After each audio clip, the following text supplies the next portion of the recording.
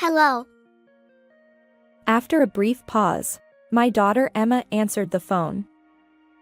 She sounded oddly nervous, and I couldn't help but ask, "Emma?" "It's Mom." "Where are you right now?" Who is this? Mom is right next to me. I thought Emma might be playing a prank. She wasn't the type to do such things, but kids grow up quickly. Perhaps she had picked up some mischievous behavior without my knowledge. "Emma, what's going on? Pranks like this aren't okay." It's not a prank. Mom is here next to me. My mom, she's gone. Then who is this a mom? Mom is my new mom. With those words, everything became clear. My name is Natalia. I'm currently a freelance writer.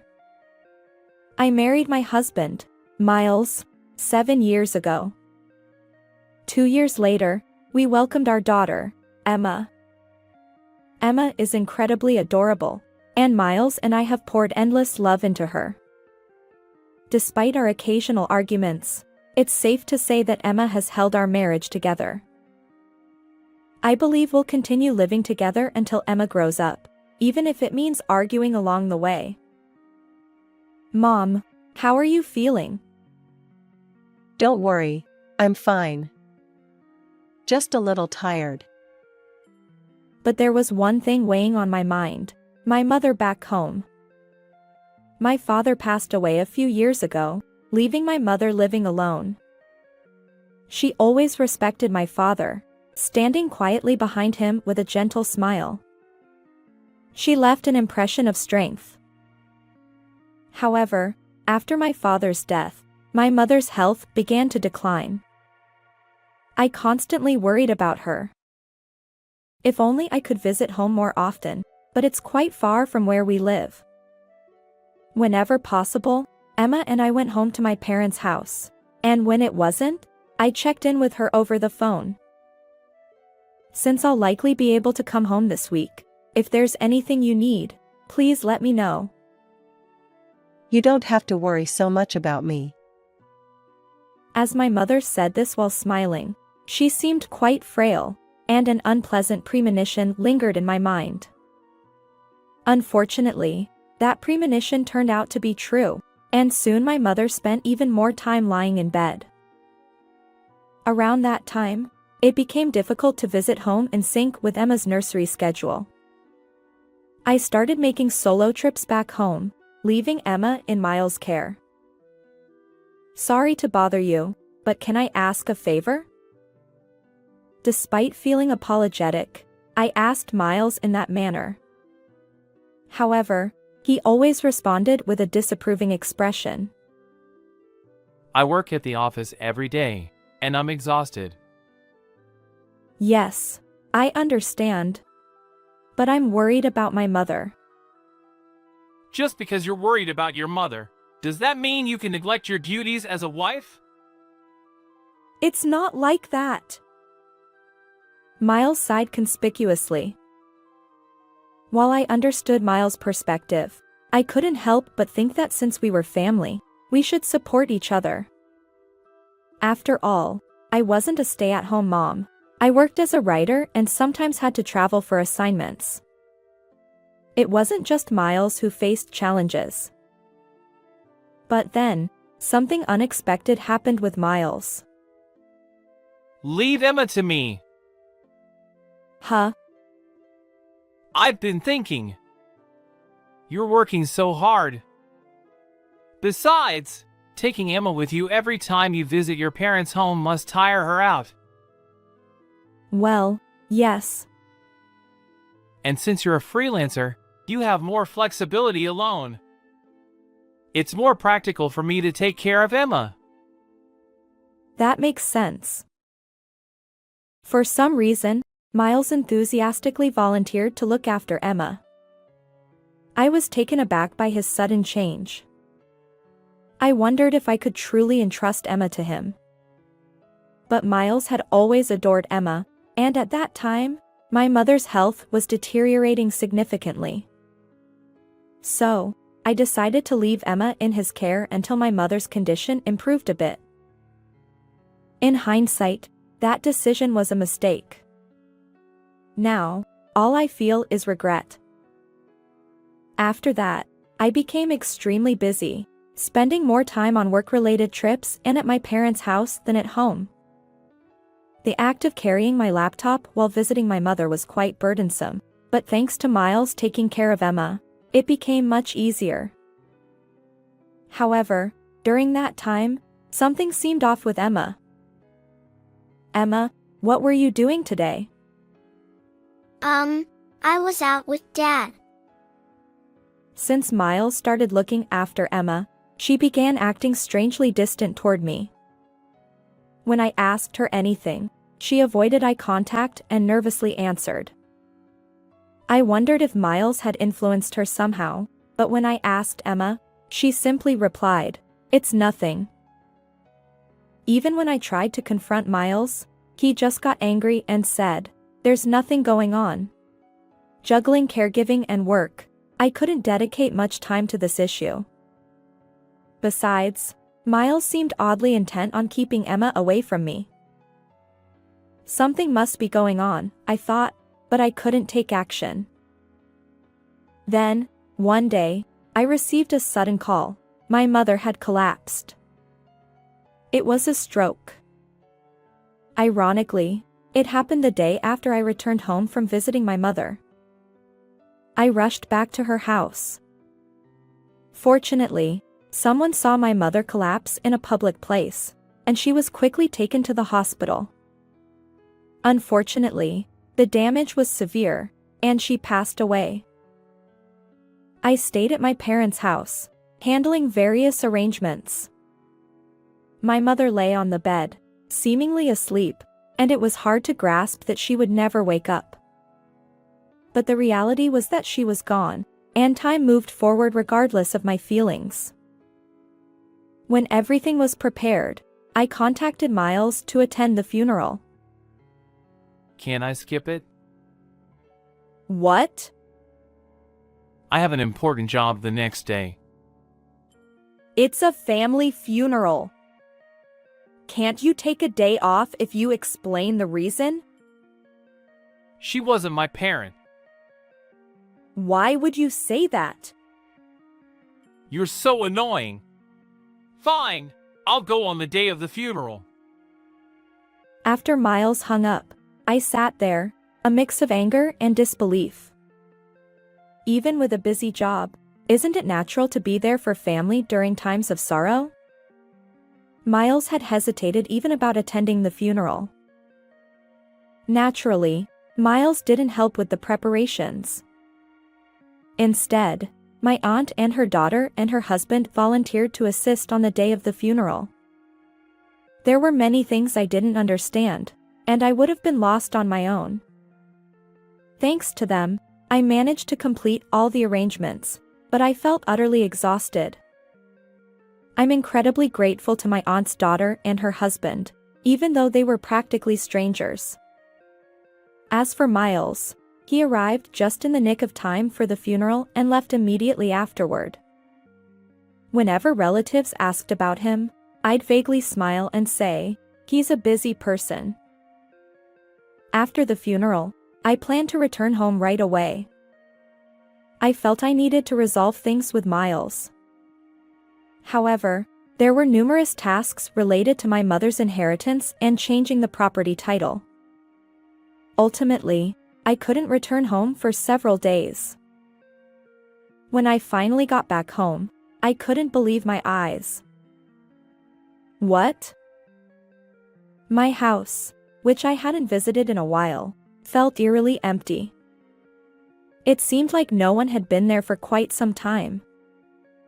I checked inside, and to my surprise, all of Miles' belongings and household items were gone. What is going on? I searched every room. Emma's belongings were also missing. Panicking, I contacted Emma. I had given Emma a child-friendly smartphone.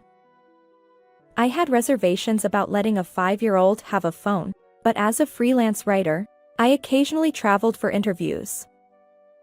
Miles also worked, leaving Emma alone at times. Having a means of communication was essential in case of emergencies. So, Emma had her own smartphone. Hello. After a few rings, Emma answered the phone. She sounded oddly nervous, and I couldn't help but ask, "Emma?" "It's Mom." "Where are you right now?" Who is this? Mom is right next to me. Huh? I thought Emma might be playing a prank. She wasn't the type to do such things, but kids grow up quickly. Perhaps she had picked up some mischievous behavior without my knowledge. "Emma, what's wrong? Pranks like this aren't okay." It's not a prank. Mom is right next to me. My mom, she's gone. In Emma's tearful voice, I suddenly realized that something unimaginable might be happening. For now, I needed to calm Emma down and find out about Miles. Emma, it's okay. Can you tell me calmly? How is Dad doing? Dad is at work. He's working for Mom and me. Then who is this a mom? Mom is my new mom. With those words, everything became clear. Miles suddenly taking care of Emma was all connected to this. And I could speculate that Miles had influenced Emma and taken her away. I focused on dispelling Emma's misunderstanding. Fortunately, Emma didn't fully believe what Miles had told her, and she listened to my words sincerely. Her distant behavior during the call was because Miles had deleted my contact information from her phone. I was furious at Miles for such cruel actions. Are you truly my mom? Yes. Don't worry. Please wait. I'll come get you. Yes. After ending the call with Emma, I immediately dialed Miles. He didn't answer right away, likely busy with work, but I persisted. Eventually, he picked up. What? I'm working right now. Hey. What did you do?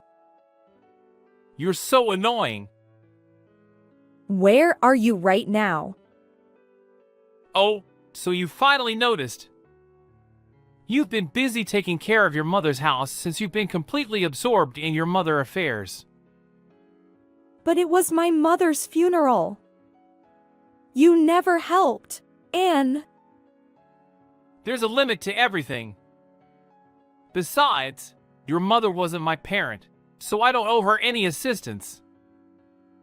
Miles continued with a sigh. You don't do any housework or cooking, and Emma is entirely my responsibility. You're not a good wife. What are you saying? I'm preparing for a divorce. I plan to find a better wife than you and remarry. I've decided to sell the house too, so get rid of your stuff. I was left speechless. Certainly, I may have neglected some household chores and childcare due to caring for my mother. But isn't that understandable? Besides, it's not like I did nothing. When I was at home, I tried to handle household tasks as much as possible for Emma and Miles, all while juggling my work as a writer and looking after my mother. Miles' words were incredibly harsh considering all this. And on top of that, he referred to my mother as a stranger. His behavior was beyond unacceptable, and I resolved firmly to break up with Miles. After ending the call, I immediately started preparing for the divorce. Miles seemed to imply that it was my fault we were divorcing, but that couldn't be further from the truth. I had valid reasons for being away from home. Moreover, Miles hadn't contributed significantly to my mother's funeral, and if his recent words were any indication, he had been unfaithful during the time I was at my parents' house. Clearly, he was in the wrong. Additionally, Miles mentioned his intention to sell our home. Yet, this house was in my name. We had purchased it using the inheritance I received when my father passed away. At the time, I was pregnant and considering moving to a family-friendly apartment. So, I used the lump sum to buy the apartment outright. Even though we were married, the inherited assets were mine alone. Originally, I hadn't planned on divorce, so I didn't see any issues. But now the situation had changed. Upon investigation, I discovered that all the real estate documents that should have been at home were missing. Unbelievably, Miles had taken them and used our home as collateral. This was undoubtedly criminal behavior. I hired a private investigator. The facts gradually came to light. While I was caring for my mother at my parents' house, Miles had been cheating all along. And he had done so with Emma in tow. It appeared that Miles had convinced Emma that Mom had abandoned Emma and manipulated her into accepting the affair partner as her new mother. Furthermore, Miles had lied to the affair partner, claiming to be a single father raising Emma, all while planning to remarry using Emma as leverage. To make matters worse, he intended to use the money from selling our home to build a new one with the affair partner. Miles' actions were beyond reprehensible, and I felt nauseated by them. First and foremost, I had to reclaim Emma. With that determination, I immediately took action. I consulted a lawyer and filed for a court case. During the trial, Miles was quite reluctant to relinquish custody of Emma to me. I have more financial stability. Well, I earn enough to provide for Emma comfortably. Our discussions reached an impasse. However, Emma's words became the decisive factor. I want to live with Mom. Respecting Emma's wishes, I gained custody, and we proceeded with the divorce. At that time, I decided to claim compensation for the affair-related emotional distress and child support. Wait a minute! What does this mean? By initiating the legal proceedings, Miles was exposed for not having divorced as he claimed. Consequently, the affair partner also accused him of fraud and demanded compensation. As a result, Miles now struggles financially due to payments for emotional distress to me and child support, as well as compensation to the affair partner. Currently, he supplements his income from his main job with late-night part-time work, barely making ends meet. It's entirely his own doing. On the other hand, Emma and I moved to a location near elementary and middle schools, close to the train station. I considered Emma's growth process in our decision. Fortunately, besides the compensation and child support, I have my mother's inheritance and earnings from my writing. I won't face any difficulties until Emma reaches adulthood. I regret trusting Miles and allowing Emma to experience such unpleasant memories. Moving forward, I hope we can create happy moments together. How did you like this story? If you enjoyed it, consider subscribing to my channel. See you in the next video.